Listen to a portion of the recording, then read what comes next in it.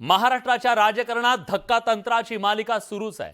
आज अजित पवार यांनी असाच एक धक्का दिला। अजित पवारांनी बारामती विधानसभा लढणार नसल्याचं सूचित केलं आणि त्यांच्या या निर्णयानं अनेकांना आश्चर्याचा धक्का बसला। दादांच्या या निर्णयामुळे अनेक प्रश्न निर्माण झालेत। दादांचं हे धक्का तंत्र बारामतीच्या पराभवाची धास्ती आहे की काकांनी वर्षभरापूर्वी केली होती तशीच एक सहानुभूतीची खेळी आहे। बारामतीचा पराभव दादांच्या जिवारी लागल्यानं दादांनी एक प्रकारे एक्झिटचा हा निर्णय घेतलाय की लोकसभेत सुनेत्रा पवारांचा पराभव झाल्यास बारामतीतून निघून जाणार, लढणार नाही या शब्दाला ते जागतायत। शरद पवारांच्या राष्ट्रवादीनं बारामतीतून अजित पवारांचे पुतणे युगेंद्र पवार यांना उमेदवारी देण्याचे संकेत दिले। त्यामुळे पुतण्याशी थेट सामना दादा टाळतायत का? दादांची मुख्यमंत्री होण्याची जी इच्छा आहे ती काही लपून राहिली नाही। मग दादांच्या आता मागच्या दारानं सभागृहात जाणार की नवा मतदारसंघ शोधणार, या सगळ्या प्रश्नांवरती चर्चा होणं गरजेचं आहे। कारण दादांच्या एका निर्णयानं सुतोवाचानं हे सगळे प्रश्न निर्माण झालेत आणि या सगळ्या संदर्भात आपण चर्चा करणार आहोत। आपल्या सोबत मान्यवर पाहुणे असतील, पण त्या आधी जाणून घेऊया या संदर्भातला खास रिपोर्ट। लोकशाही आहे, मला तर फार काही त्याच्यामध्ये रस नाही आहे, कारण मी 7-8 निवडणुका केलेल्या आहेत। जनतेचा तसा कल असेल कार्यकर्त्यांचा तर पार्लमेंटरी बोर्डामध्ये जरूर तोही विचार केला जाईल। उपमुख्यमंत्री अजित पवार यांच्या या वक्तव्यानं राज्यातलं राजकारण अक्षरशः ढवळून निघालंय। कारण अजित पवारांनी आपल्या बालेकिल्ल्यातून माघारीचे संकेत दिले।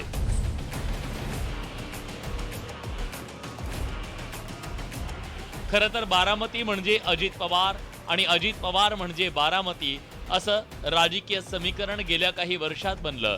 पण यंदा बारामतीतून अजित पवारांच्या ऐवजी त्यांचे पुत्र जय पवार विधानसभा निवडणुकीच्या रिंगणात उतरण्याची शक्यता नाकारता येत नाही। जय पवारांना बारामतीतून संधी दिली जावी असं जयदादांचे समर्थक म्हणतात। मी काय देऊ, शेवटी काही लोकशाही आहे। मला तर फार काही त्याच्यामध्ये रस नाही आहे, कारण मी 7-8 निवडणुका केलेल्या आहेत। त्याच्या संदर्भामध्ये जर आमच्या जनतेचा तसा कल असेल कार्यकर्त्यांचा तर पार्लमेंटरी बोर्डामध्ये जरूर तोही विचार केला जाईल। अजित पवार यांच्या या वक्तव्यावरून अनेक राजकीय तर्कवितर्क लढवले जात आहेत। नुकत्याच झालेल्या बारामती लोकसभा निवडणुकीत पवार नणंद विरुद्ध भावजईमध्ये सामना रंगला। त्या लढतीत बारामती विधानसभा मतदारसंघात सुप्रिया सुळेंना तब्बल 1,43,941 मतं मिळाली, तर सुनेत्रा पवारांना केवळ 96,560 मतं मिळाली। सुप्रिया सुळेंना बारामती विधानसभेत 47,000हून अधिक मतांची आघाडी मिळाली। खरं तर सुनेत्रा पवारांना बारामती विधानसभेतून मोठ्या आघाडीची अपेक्षा होती, पण बारामतीकरांनी मात्र सुप्रिया सुळेंना पसंती दिली। त्यामुळेच अजित पवारांना विधानसभा निवडणुकीत त्याची धास्ती वाटतेय का याची चर्चा रंगली आहे। मागच्या वेळेचा कडवटपणा लोकांच्या मनामध्ये पण राहता कामा नये आणि त्यांच्या सहानुभूतीदारांमध्ये पण राहता कामा नये अशी खबरदारी ते घेत आहेत, किंवा आपल्या विरोधात नात्यामधून कुणी उभं राहता कामा नये अशी खबरदारी ते घेत असतील। खरं तर लोकसभा निवडणुकीनंतर अजित पवार यांनी राजकीय रणनीती बदलल्याचं पाहायला मिळतंय। नुकतंच त्यांनी सुप्रिया सुळेंविरोधात उमेदवार देण्याचा निर्णय चुकल्याची कबुली दिली। आता त्यांनी बारामतीतून निवडणूक न लढवण्याचे संकेत दिले।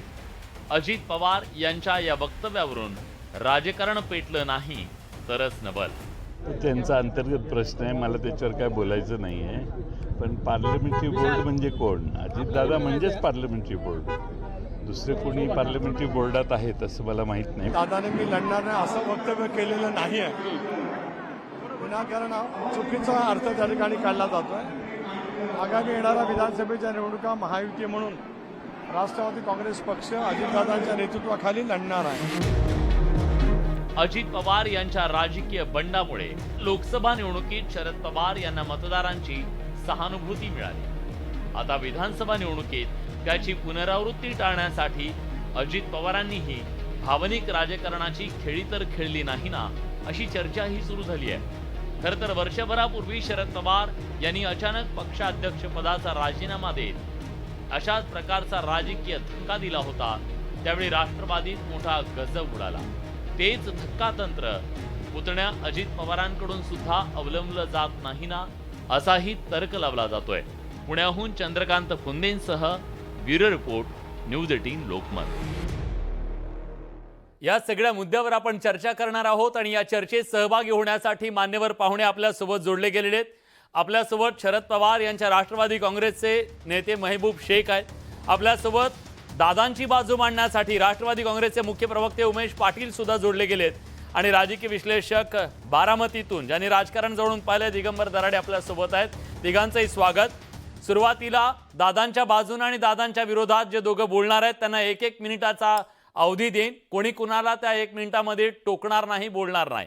माझा पहिला प्रश्न आहे तो म्हणजे महबूब शेख यांना. महबूबजी, तुम्ही नेमकं दादांच्या निर्णयाकडे कसं पाहता? असं आहे की त्यांना काय निर्णय घ्यायचा हा त्यांचा अधिकार आहे. पण आमच्या पक्षाचं किंवा आमच्या बारामतीकरांनी मागच्या लोकसभेच्या निवडणुकीत हे दाखवून दिलंय की बारामतीतली जनता ही कुणावर प्रेम करते तर ती शरद पवार साहेबांच्यावर प्रेम करते. आणि म्हणून सुप्रियाताईंना त्यांनी 48,000चं मताधिक्य दिलं. 4 दिवसापूर्वी आमची शिवस्वराज्य यात्रा बारामतीमध्ये गेली होती आणि रॅलीत सुप्रियाताई आणि युगेंद्रदादासोबत योगायोगाने मला देखील सहभागी व्हायची संधी मिळाली. आणि बारामतीची जनता ही सुप्रियाताई आणि युगेंद्रदादांना कशा पद्धतीनं भेटत होती, किंबहुना सुप्रियाताईंना ज्या प्रेमानं बोलत होती, गाडीत जाताना आपली बहीण आली, आपली मुलगी आली, आणि ही जी आपुलकीची भावना होती ती भावना मोठ्या प्रमाणात वाढीला लागलेली आहे. आणि युगेंद्रदादा पवार यांना देखील युवक असो, ज्येष्ठ नागरिक असो, ह्यांचा मोठा पाठिंबा आहे. आणि पवार साहेबांचा सोबत असणारा दादाला बारामतीकरांची पसंती असल्याचं मला त्या ठिकाणी दिसून आलं. ठीक आहे, म्हणजे पसंती दादांना नाही असं तुम्ही, पसंती दादांना नाही हे तुम्हाला सुचवायचं आहे. तुमचा वेळ संपला. मी उमेश पाटील यांच्याकडे जातोय. उमेशजी, दादांना अचानकपणे अशा प्रकारचा निर्णय का घ्यावा लागला? कालची कबुली आणि आजचं हे, काही याच्यामध्ये समांतर आहे का? एक लक्षात घ्या, दादांनी असा काही निर्णय घेतलेला नाही. त्यांनी पत्रकारांनी विचारलेल्या प्रश्नाच्या संदर्भानं ते उत्तर दिलं. पत्रकारांनी असं विचारलं की जयदादा पवार यांच्या संदर्भात देखील उमेदवारीची मागणी होतीये. त्यावर त्यांनी असं उत्तर दिलं की लोकशाहीमध्ये प्रत्येकाला उमेदवारी मागण्याचा अधिकार आहे. लोकांना जर तसं वाटत असेल तर त्यांच्या नावाचा जे इतर अनेक उमेदवार आहेत त्याच्याबरोबर किंवा जे काही इच्छुक असतील त्यांच्यासोबत पार्लमेंटरी बोर्डामध्ये त्यांचंही नाव ठेवण्यात, चर्चा करण्याकरता घेण्यात येईल असं त्यांनी सांगितलंय. त्यातून त्यांनी मी त्या ठिकाणावरून बारामतीमधून निवडणूक लढणार नाही किंवा त्या संदर्भात माझा काही वेगळा विचार चाललाय असं कुठेही ते बोललेले नाहीत. जय पवार यांच्या संदर्भाने ते त्या ठिकाणी विचारलेल्या प्रश्नापुरतं ते मर्यादित उत्तर होतं. आता राहिला प्रश्न बारामतीकरांची पसंती कुणाला आहे. लोकसभेच्या निवडणुकीमध्ये संपूर्ण महाराष्ट्रामधलं आपण चित्र जर पाहिलं तर त्यामध्ये महाविकास आघाडीच्या बाजूनं जनमत फुटलेलं आपण दिसतं आणि त्याच्यामध्ये वेगवेगळे फॅक्टर आपल्याला लक्षात आलेले आहेत. ठीक आहे, बारामतीच्या तुमचा वेळ संपलाय उमेशजी. मी पुन्हा सविस्तरपणे तुम्हाला त्याच्याबद्दल विचारणार आहे, पण तुम्ही तुमची भूमिका मांडली. मुद्दा फक्त एक होता, जेणेकरून अजितदादांनी ANIला दिलेल्या मुलाखतीत सुद्धा सांगितलं, दाखले दिले की असे अनेक नेते आहेत जे आमदार नसताना सुद्धा ते राज्याचे मुख्यमंत्री झालेले आहेत वगैरे त्यांनी सांगितलंय. सुतोवाच नक्की केलेला आहे, त्याच्याबद्दल तुम्ही टाळू शकत नाही. मला या चर्चेमध्ये राजकीय विश्लेषक दिगंबर दराडे यांना आणायचं आहे. दिगंबरजी, दादांचं राजकारण तुम्ही पाहताय, जॅकेट बदलल्यापासून दादा खूप बदललेले वाटत आहेत अनेक गोष्टींमध्ये. तुम्ही दादांच्या आजच्या या भूमिकेकडे नक्की कसं पाहताय? अगदी 1 मिनिटात. आपण जर विलासजी आपण गेल्या लोकसभेच्या निवडणुकीपासून जे पाहतोय की अजितदादा खूप बदलताना दिसत आहेत. जे आक्रमक दादा होते ते आता शांत झालेले दादा आपल्याला वारंवार पाहायला मिळते. आणि अजितदादांचं जे पोटात असतं ते ओटात येतं असं आपण पाहिलेलं आहे बऱ्याच वेळा. त्यामुळे अजितदादांनी या निवडणुकीच्या अगोदर देखील प्रचार सभेत सांगितलं होतं, बारामतीमध्ये जर काही मला दगाफटका झाला निवडणुकीमध्ये तर माझी विधानसभेची भूमिका वेगळी असेल. कारण ह्या गोष्टीला खूप कंगोरे आहेत. त्यामुळं आपल्याला या विधानाकडे सहज बघून चालणार नाही. राजकीय दृष्ट्या बारामतीचं राजकारण खूप बदलताना दिसतंय आणि युगेंद्र विरुद्ध त्या ठिकाणी जय पवार हे जे उमेदवार पुढे आणले जात आहेत, त्यामुळं आजच्या विधानाकडे अजित पवारांच्या आपल्याला खूप सिरियसलीपणे पाहावं लागणार आहे. आणि अजित पवारांनी जे बारामतीमध्ये जी आता परत बांधणी सुरू केली, पदाधिकाऱ्यांचे राजीनामे घेतलेत आणि त्या ठिकाणी अजित पवार खूप वेळ देत आहेत, ह्या सगळ्या गोष्टी जर बघितल्या तर अजित पवारांच्या मनात निश्चितपणे काहीतरी वेगळं चाललंय, ठीक आहे. असं म्हटलं तर वावगं ठरणार नाही. नक्कीच अजित पवारांच्या मनात नेमकं काय चाललंय हे तुम्हाला वाटतं की ते सिरियसली घेतलं पाहिजे, पण महाराष्ट्रातल्या जनतेला हे सांगायला हवं, केवळ आम्ही ह्या नेत्यांच्या मनात काय चाललंय नाही, बारामतीच्या जनतेच्या मनात काय चाललंय हे सुद्धा जाणून घेतलं. आपण जाणून घेऊया बारामतीची जन की बात काय. बारामतीचा विकासाच्या संदर्भात दादांचं नाव घेतलं जातं. बारामती आणि विकास हे अजित पवारांनी समीकरण घालून दिलेलं आहे. त्याच्यामुळे अजितदादा हे सोयीस्कर होतील उमेदवार म्हणून. जे त्या संदर्भामध्ये अजून विचार करायला वेळ आणि अवधी द्यावा लागेल, कारण जयचं जनसंपर्क आणि काम त्यांना पहिल्यांदा लोकांमध्ये येऊन काम करून दाखवायला लागेल. स्पष्ट बोलणारा नेता म्हणजे अजितदादा. हे अजितदादा आम्हाला बारामतीकरांना पाहिजे आणि दादांचं काम हे बारामतीच्या चौकात आणि बारामतीच्या कानाकोपऱ्यामध्ये बघितलं जातं. त्यांचं लक्ष असतं आणि असं नेता 288 तालुक्यात कुठंही नाही, पण दादा आहेत म्हणून आम्हाला दादा पाहिजे की त्यांना आता आम्ही बारामतीकर एक विकास पुरुष म्हणून त्यांना आम्ही बोलतो. हा विकास पुरुष, हा विकास नेता आम्हाला बारामतीकरांना पाहिजे. युवा नेतृत्व आहे आणि दादांच्या अंडर ते भरपूर काम, त्यांनी पण बारामती एरियामध्ये बरीच कामाला सुरुवात केलेली आहे. माझं वैयक्तिक असं बारामतीकर म्हणून म्हणतं की दादांनी तरुण नेतृत्व म्हणून त्यांना अजयदादांना तिकीट दिलं पाहिजे. विधानसभेला बारामतीकरांसाठी अजित पवारांचीच गरज आहे, कारण जयदादा हे नौके आहेत, अजून त्यांना ग्राउंड लेवलला काहीही माहीत नाही. ग्रामीण भागातून सगळं वाडी वस्ती म्हटलं तर दादांना सगळ्या गोष्टी माहीत आहेत आणि बारामतीचा विकास पाहिजे असेल तर दादाच करू शकतील, अन्यथा दुसरे कोणीही करू शकणार नाही. अजितदादा पवार हेच विधानसभेसाठी योग्य उमेदवार ठरू शकतात बारामतीच्या दृष्टिकोनातून, असं माझं तरी प्रामाणिक मत आहे. कारण बारामतीतल्या पायाभूत सुविधा असतील, राज्यस्तरीय राजकारणाचा अनुभव असेल आणि अनेक वेळा उपमुख्यमंत्रीपद त्यांनी भूषवलेलं असल्यामुळं आणि मुख्यमंत्रीपदासाठी ते प्रमुख दावेदार असल्यामुळं आणि जय पवार हे अत्यंत नवखे असल्यामुळं अजितदादा पवारच आम्हाला उमेदवार करून हवे आहेत. राष्ट्रीय राजकारण आणि आंतरराष्ट्रीय राजकारणामध्ये आम्ही जरी सुप्रियाताईंना मदत केली असली तरी राज्यस्तरीय राजकारणामध्ये आमचं प्रामाणिक मत आहे की अजितदादा पवार हेच उमेदवार पाहिजेत. कारण बारामतीचा सर्वांगीण विकास व्हावा हे बारामतीकर या नात्याने मला प्रकर्षाने वाटतं. मला महबूब शेख यांना या सगळ्या मुद्द्यावरून विचारायचं आहे. खरं तर बारामतीकरांची ही सगळी प्रतिक्रिया ऐकल्यानंतर दादांना हेच अपेक्षित होतं का? दादांनी तुमच्या सहानुभूतीला शह देण्यासाठी हे धक्का तंत्र अवलंबलंय का? तुम्हाला काय वाटतं? नाही, असं आहे की त्यांचं राजकारण करायचा त्यांना अधिकार आहे आणि मुळात सहानुभूती मिळवण्याचं त्यांचा काय प्रयत्न आहे तो त्यांचं राजकारण करतील. त्यांनी त्याच्यासाठी काही लोक नेमलीत ठेवलीत, पण मुळात प्रश्न असा आहे की जे पार्लमेंटरी बोर्डाचं उदाहरण दादा सांगतायत वारंवार की सुप्रियाताईंच्या विरोधात उमेदवारी देताना त्यांची इच्छा नव्हती आणि पार्लमेंटरी बोर्डानं सांगितलं. खरं तर अजितदादांच्या कामाची पद्धत आम्ही बघितलेली आहे. कोणत्या पार्लमेंटरी बोर्डात कुणाची हिंमत आहे अजितदादांच्या समोर बोलायची किंवा दादा कुणाचं ऐकणार आहेत असं काही नाहीये. फक्त त्यांना आता राजकारणात सहानुभूती मिळवायची असेल, बारामतीकरांचं काय मत आहे हे बघायचं असेल किंवा काही सर्वे, आम्ही बारामतीला गेल्यावर आम्हाला तिथं कळलं की काही सर्वेच्या टीम बाहेरच्या ह्या बारामतीमध्ये फिरतायत, तिथला फीडबॅक घेतायत. त्यातनं त्यांना काही फीडबॅक आला असेल युगेंद्र पवारांच्या फिरण्याविषयी किंवा त्यांना पराभवाची धास्ती वाटते का त्यांच्या. आज महबूब शेख खूप अडखळत बोलतायत. आता त्यांनी त्यांच्या नाही हे बघा, ते ज्या वेळेला आमच्यावर टीका पवार साहेबांच्यावर करतील त्यावेळेला आम्ही करू. निवडणूक लढवायची का नाही हा त्यांचा प्रश्न आहे. आमच्याकडून पवार साहेब ज्या दादाला देतील त्या दादाला बारामतीकर स्वीकारतील हा आम्हाला विश्वास आहे. कारण बारामतीचा शाश्वत विकास कुणी केलाय तर ते शरद पवार साहेबांनी केलेला आहे. बारामतीकराला माहिती आहे, बारामतीकरांनी सुप्रियाताईला 47 असं आहे की बडे साहेब मला जरी पवार साहेबांनी उपमुख्यमंत्री केलं आणि मला अर्थमंत्री केलं तर मी पहाटे 5ला उठून काम करील. मला कुठं खिशातनं पैसे द्यायचे आहेत. शेवटी तिजोरीच्या चाव्या जर शरद पवार साहेबासारखा माझा चुलता असला तर मला पैसे द्यायला काय लागतंय हो. आणि सकाळी मी पहाटे काय तुम्ही 4ला मला सांगा ना, 4ला उठून मी कामाला सुरुवात करतो. अधिकाऱ्यालाच बोलवायचंय, मिटिंगा घ्यायच्यात आणि पैसे द्या म्हणून निर्णय करायचेत. शेवटी संधी देणं हे महत्वाचं आहे. तर त्यांना संधी शरद पवार साहेबांनी दिली आणि ती संधी दिल्यावर त्याच्यात विकास करायला काय, माझ्या भागाचं माझं जर चुलते शरद पवार साहेब असते तर मी माझ्या भागाचा पण विकास केला असता. ठीक आहे. मी 200-250 मी कोटी ह्या बस मुद्द्यावर स्टँड घेतो. बांधायला काय लागते? मला कोणी विचारणार उमेशजी. अर्थमंत्री मी असल्यावर? उमेशजी, काय आहे, महबूब शेख युवकांचे अध्यक्ष आहेत त्या पक्षामध्ये आणि माझ्या कार्यकारिणीमध्ये ते पदाधिकारी होते. मी त्यांना दोष देणार नाही, कारण त्यांना संधी महबूब शेखला माझ्या कार्यकारिणीत मी त्यावेळेला दिली होती. अजितदादांच्या नेतृत्वामध्ये तुम्ही आणि मी दोघांनी काम केले आणि पवार साहेबांच्या नेतृत्वातही केले. पवार साहेबांचं व्हिजन, पवार साहेबांचं काम आणि बारामती आणि पवार साहेबांचं समीकरण हे जगात कुणी नाकारू शकणार नाही.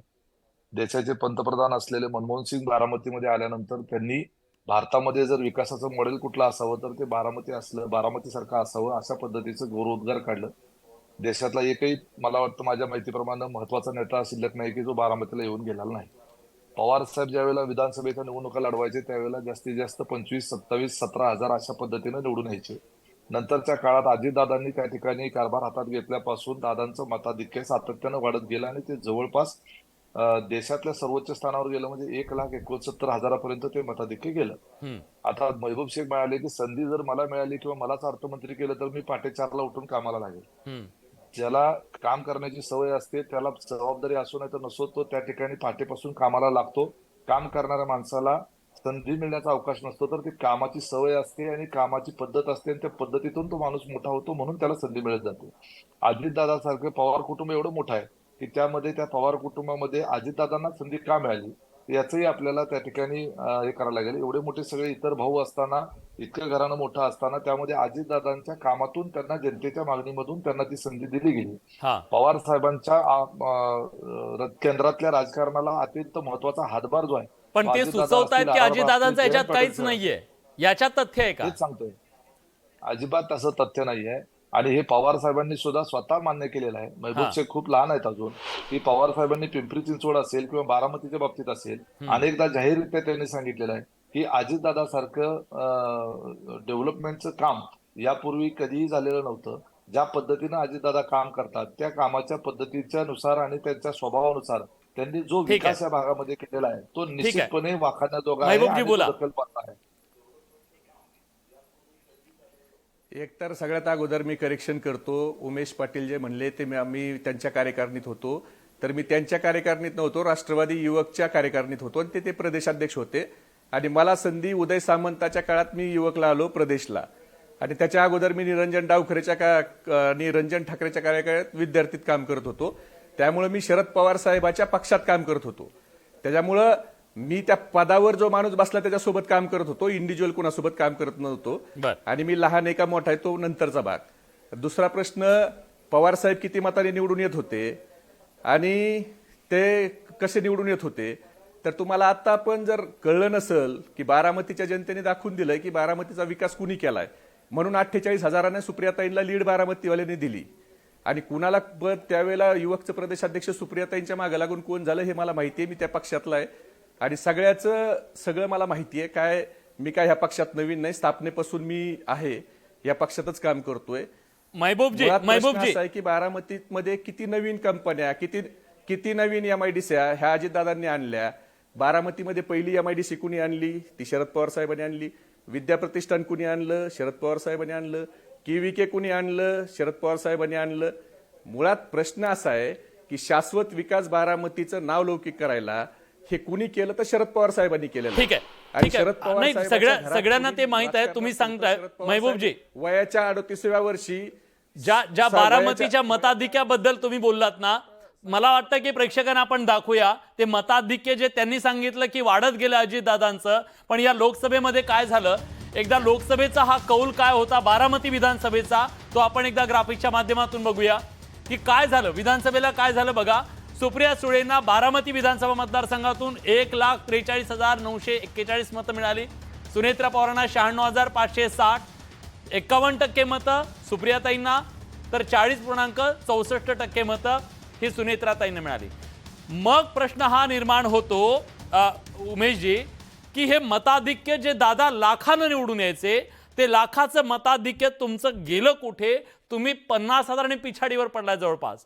मग या सगळ्याची धास्ती आहे का दादांच्या मनात, म्हणून दादा टाळतायत का मैदानात उतरणं? अजिबात असं नाहीये. त्या बारामती विधानसभा मतदारसंघापुरता विचार केला तर त्या मतदारांनी पवार साहेबांच्या संदर्भानं आणि पवार साहेबांचं वय पाहता आणि पवार साहेबांची त्या मतदारसंघाची असलेली एक अस्मितेची नाळ पाहता त्या ठिकाणी त्या मतदारांनी असा निर्णय घेतला की लोकसभेला सुप्रियाताईंना त्या ठिकाणी मतदान करायचं आणि विधानसभेच्या बाबतीमध्ये अजितदादांचा विचार करायचा, अशा पद्धतीचा विचार त्या मतदारांनी केलेला दिसतोय. आणि त्या मतदारांना पवार साहेबांनाही दुखवायचं नाहीये आणि अजितदादांनाही दुखवायचं नाही. त्यांनी हा विचार केला की दादांच्या समोर आणखी अजून 25-30 वर्ष दादा कार्यरत राहणारे नेते आहेत. आणि मग दादा राज्याच्या सोडायचा आता का आपण विचार प्रतिक्रिया- करतायत? दादा हे एवढं सगळं सोडायचा विचार का करतायत? जर बारामतीकर पण म्हणाले आता आम्हाला दादा पाहिजे तर बारामतीकर त्यांना ते सोडू देणार नाहीत आणि दादा अजिबात तसं म्हणाले नाहीयेत. हा. बारामती आणि अजितदादा हे न तुटणारं समीकरण आहे आणि बारामतीच्या संदर्भात फक्त जय पवारांच्या संदर्भानं विचारलेल्या प्रश्नाला त्यांनी उत्तर दिले. मग ही भावनिक खेळी त्यांनी होती, ही भावनिक खेळी आहे. हे बघा इथं खेळ्या वगैरे काय नाही. अजितदादांना संपूर्ण महाराष्ट्र ओळखतो. त्यांच्या पोटात जे असतं तेच ओटात असतं. बाहेर समोर लोकांसमोर वेगळी नाटकं करायची आणि प्रत्यक्षात वागताना आतून वेगळं वागायचं, अशा पद्धतीचं दादांचं व्यक्तिमत्व नाही. टोला आहे? आणि हे आता प्रमाणित झालं. महबूबजी टोला मारतायत ते तुम्हाला, आत एक बाहेर एक म्हणून. कोणाला ते महाराष्ट्राने बघितलेलं आहे हो. आम्हाला माहिती आहे कोण आत एक कोण बाहेर एक वागतंय. कसं आहे, शब्दाला पक्के आहेत ते दादा. तर त्यांनी अगोदर पण मग आता शब्दाला पक्के जर असले तर अजितदादांचंच एक भाषण होतं आणि ते आपल्याच माध्यमातून आम्ही बघितलं की 7 तारखेच्या नंतर पवार कुटुंबातलं कुणीही तुम्हाला बारामतीत दिसणार नाही आणि दिसलं तर मी मिशा काढील. आता योगेंद्र पवार, शर्मिला वहिनी, श्रीनिवास बापू, सुप्रियाताई, पवार साहेब, त्याच्यानंतर सुनंदा वहिनी, हे सगळे आता पवार कुटुंब बारामतीतच आहेत. पण त्यांनी काय तसं केलेलं काही दिसलं नाही आम्हाला. त्यांनी जे शब्द दिला होता आणि ते मगाशी दराडे साहेब जे म्हणाले की अजितदादाच म्हणाले होते की इथं जर काही वेगळा निकाल लागला, लोकांनी जर स्वीकारलं नाही तर मी त्या ठिकाणी निवडणूक लढवायची का नाही विचार करील. आणि सगळ्या साम दाम दंड भेद सगळा वापर केला हो बारामतीच्या निवडणुकीत. रात्री 2-2 वाजेपर्यंत बँका चालू ठेवून वाटप केलं, प्रचंड पैशाचा पाऊस पाडला. तरीही बारामतीच्या जनतेने आतापर्यंत सगळ्यात जास्त लीडनं, नरेंद्र मोदी पेक्षाही जास्त लीडनं सन्मान्य सुप्रियाताईंना निवडून दिलं. ठीक आहे, मी उमेशजींना विचारतो. उमेशजी, दादा शब्द पाळत नाहीत असं त्यांचं म्हणणं आहे. तुम्ही म्हणता दादा दिलेला शब्द पाळतात. त्या ठिकाणी काम केलेलं आहे.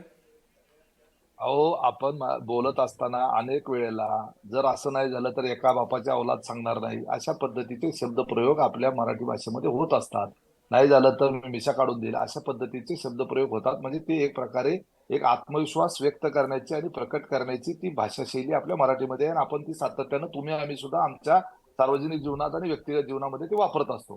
त्यामुळं त्या संदर्भाने लगेच महबूब शेख यांनी तो शब्द पकडणं हे काही प्रशस्त मला त्या ठिकाणी वाटत नाही. पण तरी सुद्धा आता जे सांगतायत की हे सगळेजण कसे आता बारामतीमध्ये जे सुप्रियाताईच्या प्रचाराला होते आणि आता ते कसे त्या ठिकाणी बारामतीमध्ये कामाला लागले, हे जे सांगतायत ते अजितदादांचं काम त्या बारामतीकरांनी मुळापासून बघितलेलं आहे आणि पवार साहेबांचंही बघितलेलं आहे. त्या बारामतीमध्ये जर आस्था कोणाच्या संदर्भामध्ये बारामतीकरांना असेल तर ती पवार साहेबांच्या संदर्भानं निश्चितपणे आहे. आणि त्या ठीक आहे, मी दिगंबरजींकडे जातो. दिगंबरजी, जर दादांनी खरंच हा निर्णय घेतला तर बारामतीच्या राजकारणात आणि महाराष्ट्राच्या राजकारणात त्याचे काय परिणाम जाणवू शकतात? मुळात जर दादांनी हा निर्णय घेतला तर खूप बारामतीच्या राजकारणात परिणाम आपल्याला जाणवतील. बारामतीकरांना हा धक्का असेल की दादा बारामती मतदारसंघ सोडून चाललेत आणि ज्या मतदारसंघाचं नाव जे घेतलं जातंय ते कर्जत मतदारसंघ, त्या ठिकाणी अजित पवारांचा एक साखर कारखाना आहे, त्या ठिकाणी सभासद आहेत आणि भाजपची ती जागा असल्यामुळं भाजपचा जो बालेकिल्ला तो मानला जातो. आणि एनसीपी मध्ये ज्यावेळेस अजित पवार होते त्यावेळेस रोहित पवारांना निवडून आणण्यामध्ये अजित पवारांचा फार मोठा वाटा राहिलेला आहे. त्यामुळे तो मतदारसंघ अजित पवारांना चांगला माहिती आहे. त्यामुळं त्या ठिकाणी जर अजित पवार गेले तर पहिला परिणाम असा होईल की त्यांना 2 आमदार मिळतील. एक जय पवार यांच्या नावाने तर बारामती बालेकिल्ला समजतात दादा. बारामतीविषयी अजित पवारांना मानणारा वर्ग मोठा आहे. इतका सहजासहजी बारामतीकर अजित पवारांना सोडणार नाहीत, कारण लोकसभेची गणितं वेगळे असतात, विधानसभेची गणितं वेगळे असतात. स्थानिक मुद्द्यावरती निवडणूक लढवली जाते आणि आपण जर 2019ला बघितलं तर त्या ठिकाणी ज्या मतदारसंघात सुप्रिया सुळेंना लीड होतं त्या ठिकाणचे आमदार वेगळे निवडून आले. माझा वेळ संपलाय. मी शेवटची 30 सेकंद मी महबूब यांच्याकडे जातोय. महबूबजी, जर बारामती सोडून दुसरीकडे गेले म्हणजे कर्जत जामखेडमध्ये दादा आले तर रोहित पवार तिथं थांबतील का मैदानात? अगदी 30 सेकंदात मला उत्तर हवंय. नाही, रोहित पवार कुठेही जाणार नाहीत. रोहित पवार तिथंच लढतील. हडप आणि सर. आमच्या पक्षातले कोणताही नेता हा काय मैदान सोडणार नाही. कुठेही गेले तरी आमचे जे ठरलेले उमेदवार आहेत ते सगळे ठरलेले उमेदवार पवार साहेबाच्या मार्गदर्शनाखाली लढतील आणि निवडून येतील. आमच्यातला सेनापती कुणीही आमच्यात सेनापतीनं युद्धातून पळून जायची पद्धत नाही. आमचा पवार साहेब नावाचे सेनापती खूप खमके आहेत. खूप उशिरा तुम्ही हा मुद्दा आणला. खरं तर उमेशजी चर्चेतून गेल्यानंतर हा मुद्दा आणला तुम्ही. त्यांच्या मार्गदर्शनाखाली लोक त्या ठिकाणी लोक पवार साहेबाच्या चेहऱ्यावर निवडून देतात आणि पवार साहेबाच्या मार्गदर्शनाखाली चांगलं काम करतात. ठीक आहे, मी पटकन काही सेकंदात उमेशजी थेट आरोप केलाय सेनापती मैदान सोडतोय अशा प्रकारचं त्यांची कमेंट आहे. अगदी थोडक्यात शेवटची कमेंट तुमची. वेळ संपलाय माझा. सेनापती अजिबात मैदान सोडत नाही. दादांचं असेल किंवा पवार साहेबांचं या व्यक्तिमत्वांना एका विधानसभेपुरतं मर्यादित करून आपणच त्यांना छोटं करतो असं अजिबात नाही. पवार साहेबांनी पण माड्यामध्ये जाऊन निवडणूक लढवली होती. त्यावेळेला ते देशाचे नेते होते, राज्याचे नेते होते. त्यामुळे अजितदादा महाराष्ट्रात कुठेही जाऊन निवडणूक लढवू शकतात. परंतु अजितदादा बारामती सोडणार नाहीत. बारामतीमधूनच दादा निवडणूक लढतील अशी आम्हाला आमची धारणा आहे. ठीक आहे, बारामतीकरांना निश्चितपणे तुमच्या प्लीज एका वाक्यात आपण एका वाक्यामधून फक्त तुम्ही हे सगळे तर्क मांडताय. दादा अजिबात बारामतीमधून मी निवडणूक लढणार नाही असं म्हणालेले नाही. एका वाक्यानं काय घडलं होतं मी तुम्हाला सांगतो थोड्या वेळात. लोकसभेची पराभवाच्या नंतर अजित पवारांना बारामतीची धास्ती वाटते का हा सवाल आम्ही जनतेला सुद्धा विचारला. तेव्हा जनतेनं काय याच्यावरती उत्तर दिलंय, काय कौल दिलेला आहे आपण जाणून घेऊया. लोकसभेतल्या पराभवानं दादांना धास्ती वाटते का? 65% लोकांना वाटतंय हो दादांना धास्ती वाटतेय. पण या चर्चेच्या शेवटाकडे जाताना, चर्चा थांबवताना मला तुम्हाला सगळ्यांना फ्लॅशबॅक मध्ये न्यायचं आहे. फ्लॅशबॅक बघा पडद्यावरती. फ्लॅशबॅक काय सांगतोय तर एका वाक्यानं काय झालं होतं सांगतो. 11 जुलै 1991 माधव देशपांडे आणि भाई शिंगरे यांनी बाळासाहेबांवर घराणेशाहीचे आरोप केले. त्यानंतर त्यांनी शिवसेना प्रमुख पदाचा राजीनामा देण्याची सामनातून बाळासाहेबांनी तेव्हा घोषणा केली होती. त्यानंतर नेक्स्ट 2 मे 2023 शरद पवार यांनी लोकमान्य सांगाती आपल्या राजकीय आत्मचरित्राच्या प्रकाशनावेळी पक्षाच्या राष्ट्रीय अध्यक्षपदावरून पायउतार होण्याची घोषणा केली होती. फक्त बघा. आणि तिसरं अजित पवार 15 ऑगस्ट 2024 अजित पवार यांनी बारामती विधानसभा निवडणूक लढणार नसल्याचे संकेत दिले. जेव्हा जेव्हा आपल्या पायाखालची जमीन डळमळीत होते तेव्हा बडे नेते जमीन अधिक मजबूत करण्यासाठी अशा धक्कातंत्राचा भावनिक राजकीय खेळ्यांचा आधार घेत असतात. दादांचा निर्णय जर असा असेल तर ते गुरु शरद पवार यांच्या पावलावरचं पाऊल असेल का हा सवाल आहे. एका वाक्यानं होतं ते हे आहे. आजच्या चर्चेमध्ये आपण सगळेजण आलात त्याबद्दल तुमचे सगळ्यांचे मनापासून आभार. बडे मुद्देमध्ये आज आपण इथेच थांबतोय. उद्या पुन्हा नव्या मुद्द्यांसह या ठिकाणी कुठे जाऊ नका. पहा फक्त न्यूज 18 लोकमत.